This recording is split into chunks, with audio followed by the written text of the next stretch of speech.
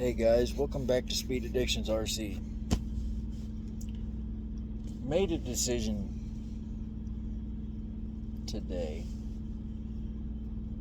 that Manny was not popular.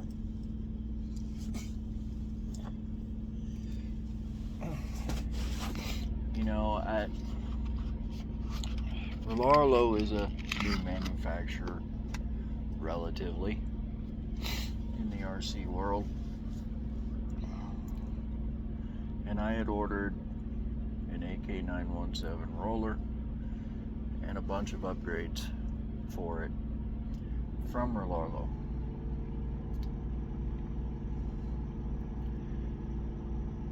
And the decision to cancel that order has garnered a lot of negative comments. As a result, I feel that a further explanation of my reasons is in order.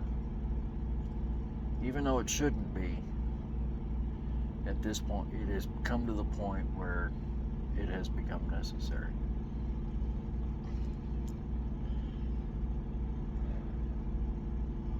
First, it was a combination of things. Not what everybody is trying to pin the decision to be based on. It goes beyond that. Those things were part of it, a smaller part, but a part of it. But it's more than that, and I have tried to make that clear in various responses on various formats, and apparently the point is not getting across. The bottom line is, it's not only the shipping issues and the competition and stuff like that. Even with all that, despite my thoughts about canceling it yesterday, I was still somewhat on the fence. I had drafted emails to cancel the order and then deleted them because I knew I would be having a conversation this morning with someone that I trust in the RC world to give me an honest opinion. That person has an AK917. They got it about 3 days ago. They are an RC aftermarket manufacturer, if you will.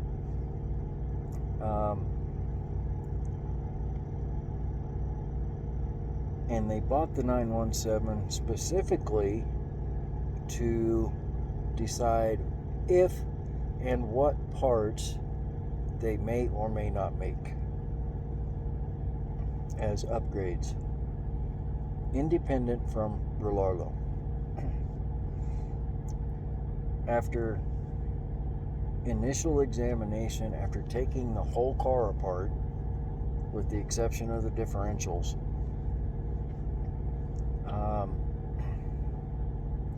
I have received information from that person that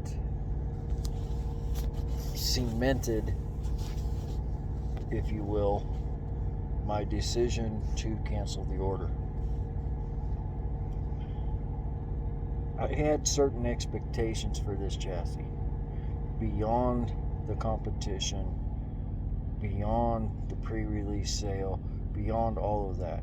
I was looking for a 1/10 scale chassis that would be structurally capable of going after the 1/10 scale world speed run record. I thought when I initially ordered the 917 that it would probably fit the bill. I had high hopes for it. The information I got today pretty much took those hopes and crushed them,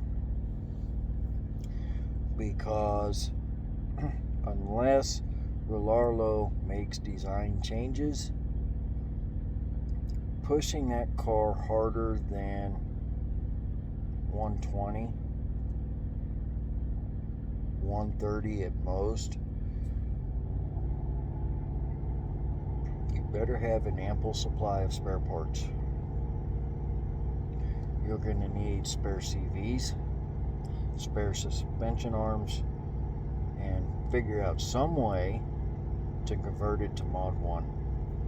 Because my initial thoughts on doing the conversion were blown completely out of the water this morning. Because Relarlo threw us for a loop. We had it all planned out, him and I, and Relarlo took that and said, yeah, no, you can't do that. Simply by the way they designed how the spur gear mounts to the car. Tosses everything that we had thought would work right straight out the window, leaving us pretty much one option or one option only.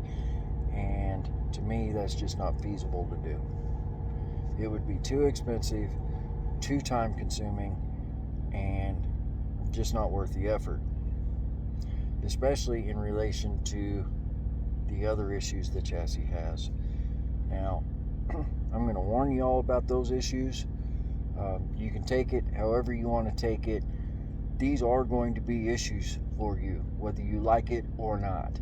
It's going to happen.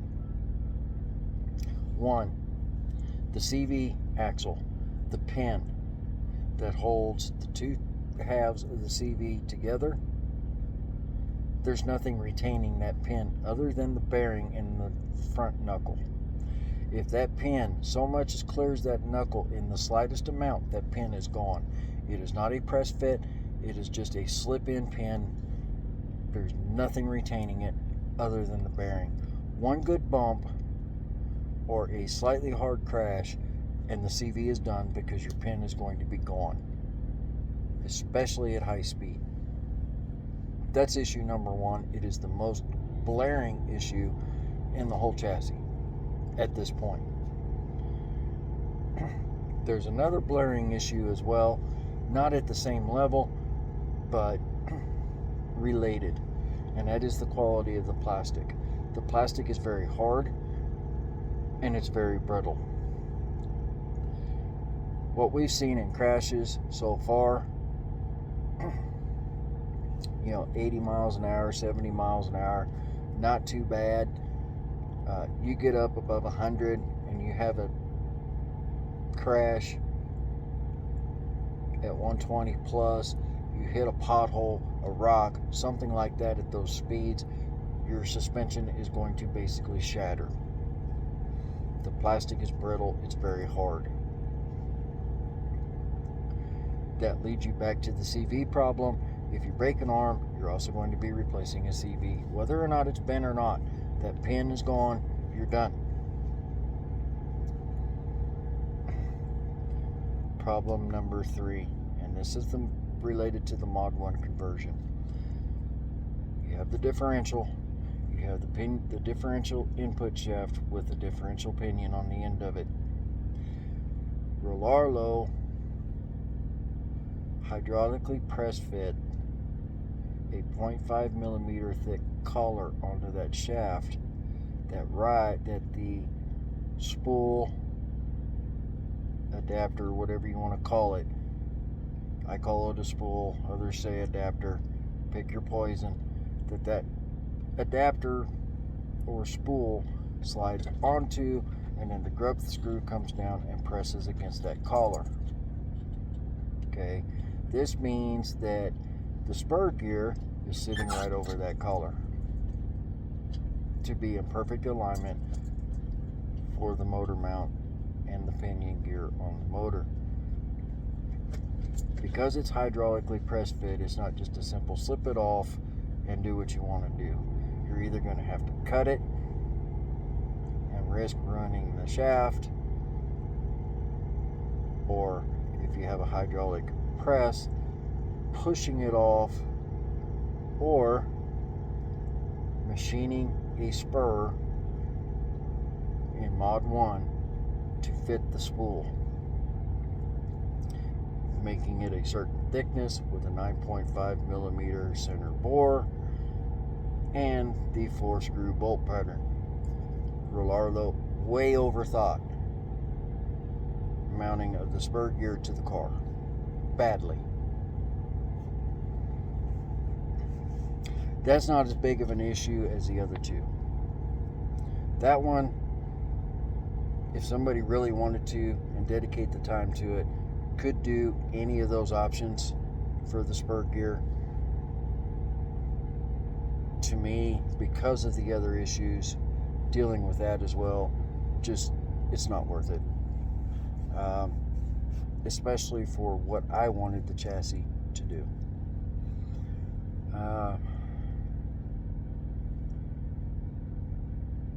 Now, because of that and the other things is why I canceled the order. Now, I understand what Roularlo is trying to do, okay? I think their approach and how they are doing it is incorrect, all right?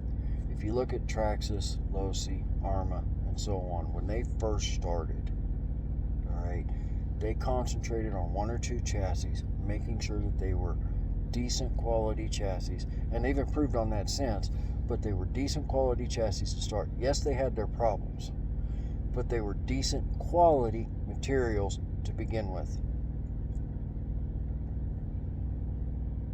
They made sure their supply chain was set up to handle spare parts.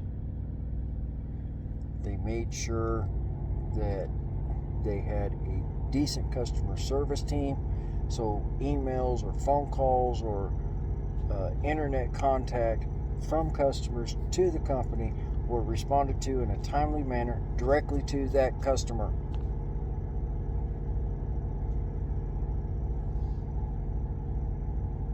They didn't try to put 7 chassis on the market within a year and a half to 2 years with without a decent supply chain for spare parts, and leaving their customers hanging for a month, 2 months, 3 months, just waiting on a set of suspension arms.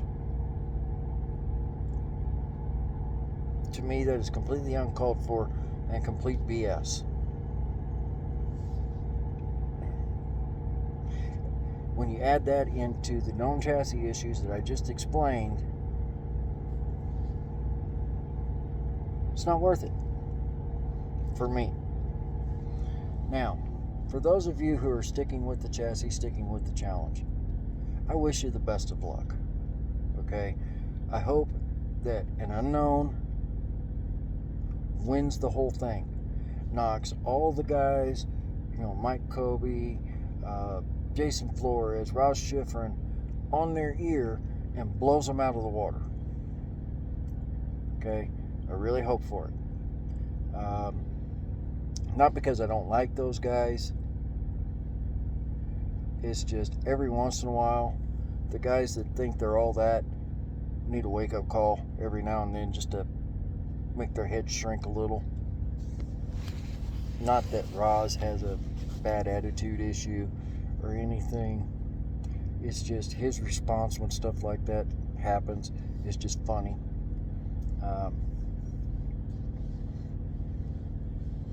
And he also very celebrates other people's successes, not just his own. Quite well, quite publicly, and he honestly gives praise where praise is due. As far as the YouTube big following channels, he's actually a decent guy. And he's not the only one, but he is a decent guy. So I wish you all the best of luck, and I really wish Roularlo the best of luck. We need variety in RC. We need a company that kind of wakes up the big names and says, hey, we got to start paying better attention to what we're doing. or otherwise these guys are going to run away from us kind of deal. Competition is always good, but Relarlo, I will tell you this, okay? Post-release, those issues addressed, good materials used, I would have gladly paid $500 to $600 for an RTR if out of the box I didn't have to worry about it. I didn't have to worry about trying to convert it to Mod 1. It would already be Mod 1. I didn't have to worry about the CVs coming apart. I didn't have to worry about the plastic being so brittle. With Arlo, use quality materials. Don't worry about the quantity of the chassis you have on the market. Make sure the quality of the chassis is at least equal to Losi, to Corrali, to Axial, to Arma.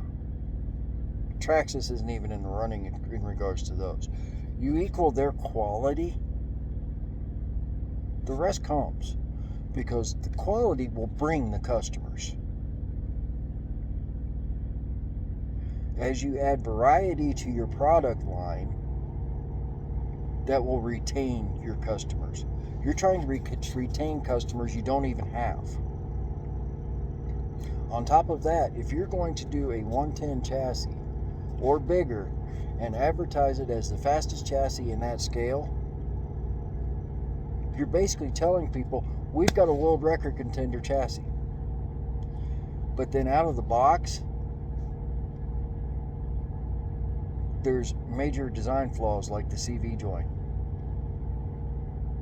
or the brittle plastic. That's not a world record contender. That's a letdown. And a big one, because we, as RCers, have no way of replacing your plastic parts with better plastic parts. Our only option is to upgrade to alloy. And if the alloy parts aren't available, we're screwed. We've got a $600 paperweight that we can't use. All right. Quality of the components versus quantity of the chassis. The quality of the components, the quality of a single chassis will bring repeat customers for your other chassis. The only thing you would then have to do is maintain the quality.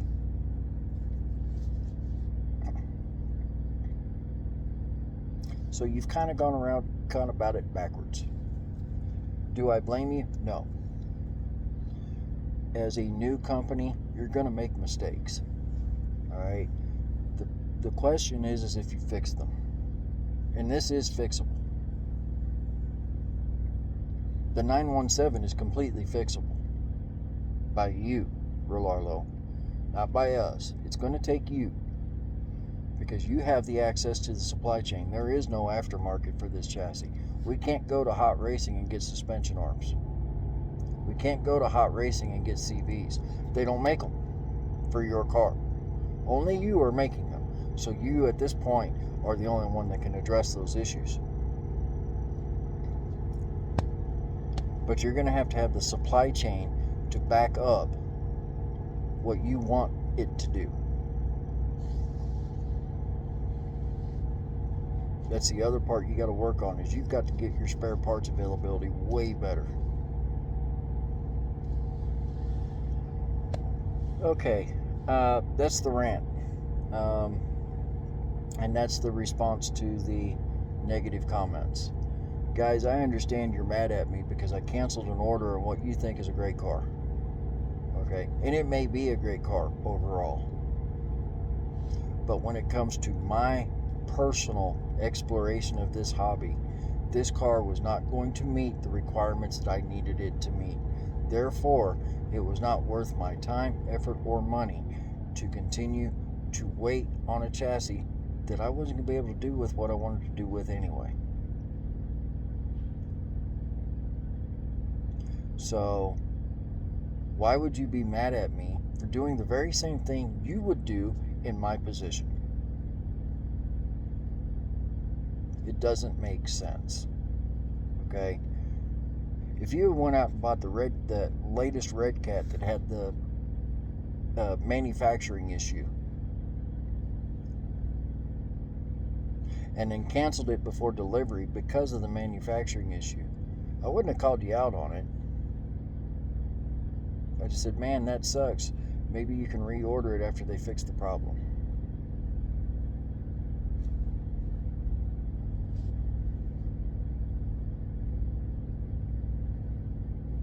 Or, hey, this chassis might be better.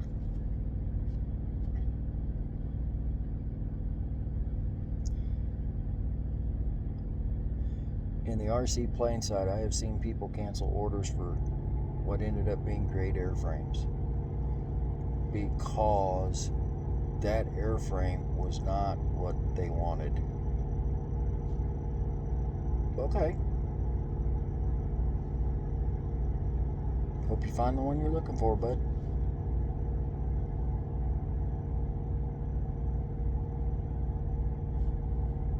That's all there is to it. Okay? We each have personal goals in our hobby. We each have milestones that we want to reach. And if a certain product is not going to get us there, we haven't received it, it hasn't been shipped, why wouldn't you cancel it?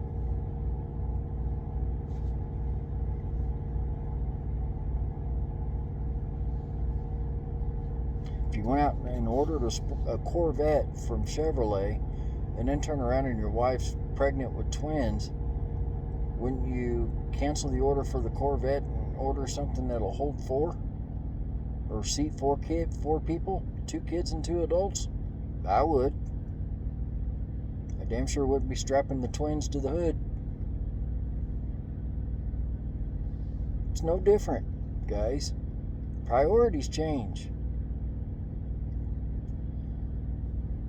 Some priorities don't change. And in this case, my priorities are not changing. I want a 1/10 scale car that I can build to be a world record contender. The AK917 at this point in time is not it. Sorry. There's nothing else to be said. Y'all have a good night.